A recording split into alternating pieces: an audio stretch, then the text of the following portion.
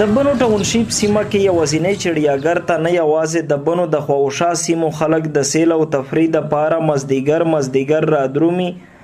بلکې بنو ټاونشیپ او ورسره سیمو کې چې کم د شمالي وزیرستان کډوال آباد دي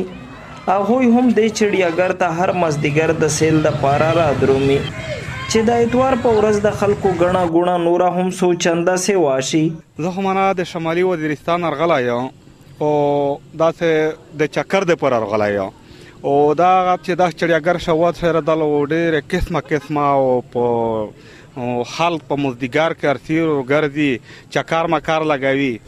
میږ هم داسې یي چې میږ په وطن شه داسې مرغۍ دي چې د هغې حفاظت وشي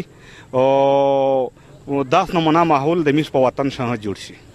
دلته د ډیوټۍ او مزدورۍ نه ستړي سره د خپلو ماشومانو د دامې دپاره راغلي خلک وایي د ماشومانو د توجه او سیل او تفریح دغه یوازینی ځای نور هم ښایسته کېدلی او د توجه وړ ګرځېدلی شي،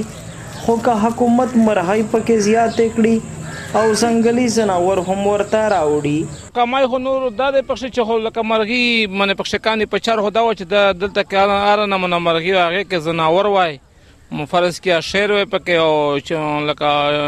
چیته وای د مختلف قسم ته ځناور او خلک د پوره یو غږ جوړ شوی وای.